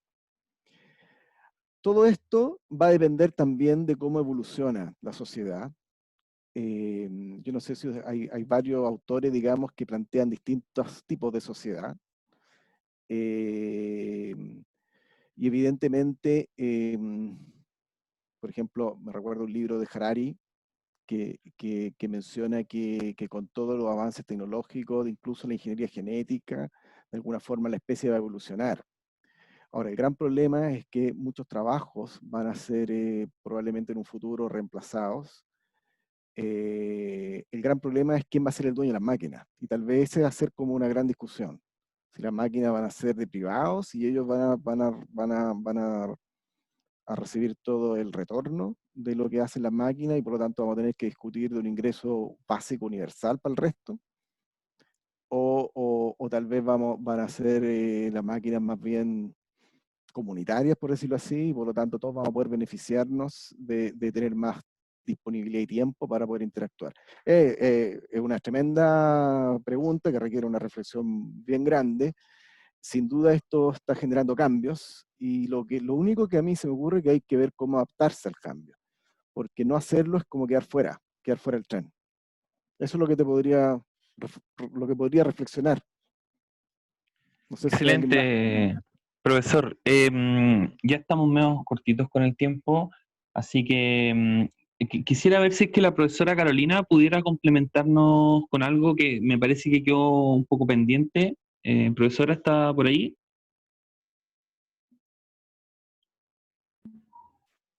Estoy por aquí. Profesora, por favor. Tengo el Sí, internet súper inestable, así que es posible que lo que se me alcance, pierda. profesora. Dígame, ¿qué quiere que le diga? Oye, No, es que, Julio, un gusto escucharte. Hola Carolina, igualmente. ¿Qué tal? Súper interesante, vamos a tener que seguir conversando de todas maneras. Por supuesto. Profesora, quedó más o menos un poco pendiente un cachito de su presentación. Disculpe un poco, lo que pasa es que como tuvimos el problema de YouTube, quedó medio pendiente, que nos atrasó un poco, estábamos preocupados de hablar a los profesores, para que no se Sí. nos, porque entendemos que son personas ocupadas, entonces tampoco es como llegar y atrasarnos 10 minutos. Entonces, si quisiera comentarnos sobre el teletrabajo, me parece que usted quería... No, sabes que no, lo que yo haría es como reflexionar sobre lo que nos había contado Julio, porque creo que la pregunta que te hicieron al final es para un libro, ¿no es cierto? Para Sí. varios, porque además hay tantos escenarios posibles. Pero me parece que es más interesante contarles un poco lo que quedó pendiente conectado con lo que habla Julio. Lo que yo les estaba comentando en ese momento era sobre habilidades tanto tecnológicas como humanas. Acuérdense que se habla que el trabajo del futuro va a requerir una digitalización profunda, pero como comentaba Julio, como la pregunta, no me acuerdo quién la hizo, qué alumno fue el que hizo esa pregunta tan profunda, pero las habilidades humanas son, yo diría que hoy día mucho más importantes que antes. Yo no veo tanto un mundo de lo digital que va a absorber lo humano, yo más bien lo veo, como Julio un poco lo trata de mostrar, como un complemento, ¿no es cierto?, que nos debería permitir ser más humanos incluso. Pero creo que para ustedes, si estamos hablando de los desafíos para los ingenieros industriales, para ustedes es muy importante cambiar el switch. Las gerencias hoy en día están tremendamente focalizadas en la generación de valor, en los ingresos para los accionistas, a pesar de que la teoría de stakeholders ya lleva un buen tiempo funcionando, pero, por ejemplo, una de las cosas que hacemos con la consultora es ofrecer asesorías en teletrabajo, en gestión, tenemos un instrumento para medir, y tenemos también un instrumento para medir clima en este contexto de pandemia. Y la reacción de la gente es simplemente, de la gerencia, es esconder la cabeza bajo la tierra. Es decir, ¿sabes que esto ya va a pasar? Esperemos un ratito, aunque todo el mundo sabe que no va a pasar. Y también, bueno, y si tengo los datos y está muy malo, ¿qué hago? Voy a tener que hacer algo con esos datos. Y ese compromiso con lo humano relacionado con la pandemia, con lo humano relacionado con el teletrabajo, al parecer las gerencias lo están obviando. Porque, qué sé yo, no tendrán las habilidades o la visión de entender que lo humano es tan relevante en la producción como lo digital, como la tecnología, como los procesos. Entonces yo creo que para ustedes cabe aquí un desafío muy importante de cambiar esa cultura organizacional y entender el rol central que tienen las personas para que la misma tecnología funcione. Eso sería. Excelente, profesora. Bueno, de antemano agradecerle a los dos profesores expositores, también al profesor Pablo, que entendemos que ya se salió, pero les digo, a los profesores expositores, el tiempo que nos brindaron, sobre todo la paciencia, profe, que estuvo prácticamente las 2 horas conectada con nosotros, así que agradecerle por esta disposición, por nutrirnos de conocimiento. Y bueno, dejar al público invitado a la charla de mañana, que recordarles que va a empezar a las 11:20. Me parece que Cristóbal, Cristóbal, hace tu pregunta nomás. Vamos a terminar con esta pregunta por si acaso. Cristóbal. Lo que pasa es que me llama mucho la atención respecto a, si bien la tecnología es como un complemento para uno, que uno igual lo ve, no sé, por los medios de comunicación, etcétera, pero no sé, por ejemplo, me refiero a un punto más, a ver como un ejemplo básico. Por ejemplo, la gente, un mismo negocio, uno va al negocio y hay gente que a lo mejor ni siquiera sabe multiplicar, pero tiene a mano una calculadora. Entonces eso facilita mucho, digamos, la forma en que la gente se puede desempeñar. Pero siento que ahí mismo también se pierde el conocimiento, porque hay gente, yo conozco gente que a lo mejor va a ocupar la calculadora y dice ya, no sé, pues 2 por 3 es 6, porque la calculadora lo dice, pero se pierde también el conocimiento del saber por qué es 6. No sé si me explico en ese aspecto, entonces siento que se va a perder eso, el que la gente quiera conocer. Entendí perfecto tu pregunta y déjame de contarte que cuando se creó la escritura, Platón, que es uno de los grandes filósofos que estudiamos hasta el día de hoy, pensaba que eso iba a afectar la capacidad humana, porque con la escritura íbamos a poder dejar plasmado y vamos a perder memoria y vamos a perder capacidad incluso de reflexión. Cada vez que se crea una técnica, se generan estos cuestionamientos. Sin embargo, lo que te está permitiendo, bueno, por supuesto, importante entender cómo se multiplica, pero al mismo tiempo te está reduciendo el tiempo, facilitando la operación para que tú seas más creativo. O sea, si lo vemos desde el punto de vista positivo, tú tienes más tiempo para crear algo con esa calculadora, en vez de hacer el cálculo matemático, que en cierto modo es bastante simple. Entonces, ¿qué es lo que nos permite la tecnología? Ir automatizando las funciones más simples, para que tú como profesional puedas ser mucho más creativo en, por ejemplo, idear soluciones que se basan en esa técnica, pero sin embargo pueden ofrecer servicios mucho más complejos. Esa es un poco la lógica que yo te invito a reflexionar. Ya entiendo. O sea, como Sí, dejar eso en una maquinaria y poder darle un foco a algo que se pueda desarrollar en función de ello. yo solo para complementar que yo coincido con lo que menciona Carolina, en el sentido de que si bien con el uso de la tecnología hay ciertas habilidades o procesos que son reemplazados justamente para eso, para poder dedicarnos a hacer otras cosas de mayor valor agregado. Así, solo como anécdota, hace años atrás, cuando no estaban los celulares, yo me sabía todos los teléfonos, me sabía los teléfonos de mi mamá, de mi señora, ahora no me sé ni el mío, de verdad, no me sé ni el mío. Y bueno, y para eso estará el celular que me lo recuerde, que me recuerde la fecha importante, entre ellos la de cumpleaños de mi señora, si no es grave ese asunto. Y yo creo que la tecnología en ese sentido nos ayuda para liberarnos y poder hacer otras cosas de mayor valor agregado. Excelente, profesor.